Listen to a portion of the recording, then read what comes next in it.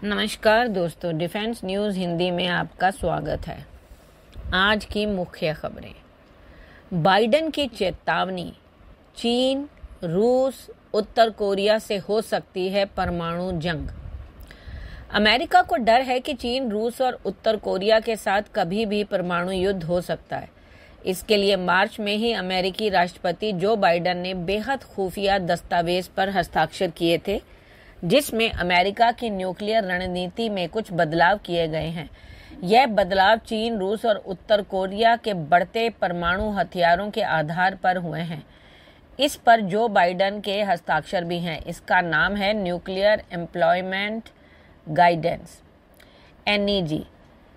NEG ही America की परमाणु रणनीति को तय करता है। यह निर्धारित करता है कि किस परमाणु संपन्न देश के साथ किस तरह से पेश आना है, एटमी जंग के दौरान क्या क्या कदम उठाने हैं। इस दस्तावेज में हुए बदलावों में बाइडेन ने अपनी सेनाओं को रूस, चीन और उत्तर कोरिया के साथ परमाणु जंग के लिए तैयार रहने को भी कहा है। अगला, पीएम मोदी की यूक्रेन यात्रा से पहले अमेरिका की तरफ से आया बड़ा रिएक्शन।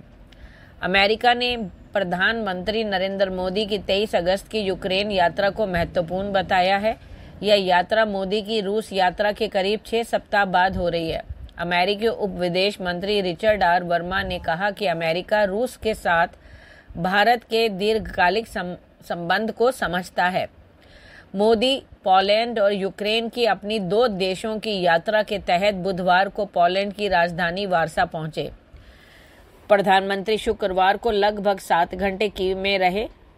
प्रधानमंत्री मोदी का राष्ट्रपति व्लादिमीर जेलेंस्की के साथ आमने सामने और प्रतिनिधि मंडल स्तर की वार्ता करने का कार्यक्रम है। यह बातचीत यूक्रेन संघर्ष का शांतिपूर्ण समाधान खोजने पर केंद्रित होगी। अगला, अंतरिम सरकार के एक अधिकारी ने देश में चुनाव को लेकर बड़ा बयान दिया। बांग्लादेश की अंतरिम सरकार के एक शीर्ष अधिकारी ने कहा कि देश की मौजूदा स्थिति लगभग सामान्य है, लेकिन कुछ चुनौतियां अब भी मौजूद हैं। उन्होंने कहा कि हिंसा प्रभावित देश में गहन सुधार लाने के बाद स्वतंत्र एवं निष्पक्ष चुनाव कराए जाएंगे। अंतरिम सरकार के मुख्य सलाहकार के प्रेस सचिव शफीकुल आलम ने यहाँ विदेश सेवा अकादमी में मीडिया से बातचीत के दौरान यह टिप्पणी की। अगला, पोलैंड में पीएम मोदी ने भारतीय समुदाय को किया संबोधित। पीएम मोदी इस समय पोलैंड दौरे पर हैं, जहां उन्होंने भारतीय समुदाय को संबोधित किया। उन्होंने कहा कि आज का भारत सबसे जुड़ना चाहता है।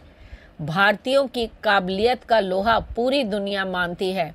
भारत बुद्ध का देश, इसलिए शांति पर विश्वास करता है। 2047 तक विकसित भारत बनाने का संकल्प है। यूक्रेन जाने से पहले प्रधानमंत्री नरेंद्र मोदी ने बुधवार को कहा कि भारत अशांत क्षेत्र में शांति का समर्थन करता है। उन्होंने दोहराया कि यह युद्ध का युग नहीं है। किसी भी संघर्ष को कूटनीति और बातचीत के माध्यम से हल किया जाना चाहिए।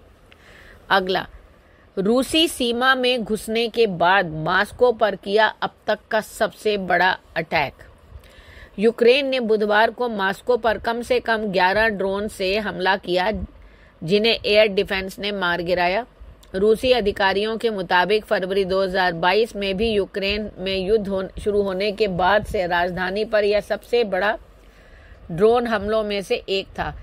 रूसी रक्षा मंत्रालय ने कहा कि उसके एयर डिफेंस सिस्टम ने रूसी क्षेत्र में कुल 45 ड्रोन नष्ट कर दिए, जिनमें मॉस्को क्षेत्र में 11, ब्रायंस्क के सीमावर्ती क्षेत्र में 23, बेलगोराद क्षेत्र में 6, कलुगा क्षेत्र में 3, कुर्स्क क्षेत्र में 2 ड्रोन शामिल हैं। अगला, भारत को मिलेगा पुतिन का बाहुबली फाइटर जेट। क्या भारत उसे खरीदेगा? रूस भारत को उसके नए फाइटर जेट Su-75 चेकमेट खरीदने के लिए मना रहा है। भारत रूस की इस संभावित डील से चीन, पाकिस्तान को तो जरूर झटका लगने वाला है। ये एक नया फाइटर जेट है जिसका अभी तक परीक्षण नहीं हुआ है। उस पर यह बहुत महंगा भी है। दुनिया की चौथी सबसे बड़ी वायुसेना के रूप में भारत अपने MiG-29 के अपने बेड़े का विस्तार करने पर विचार कर रहा है।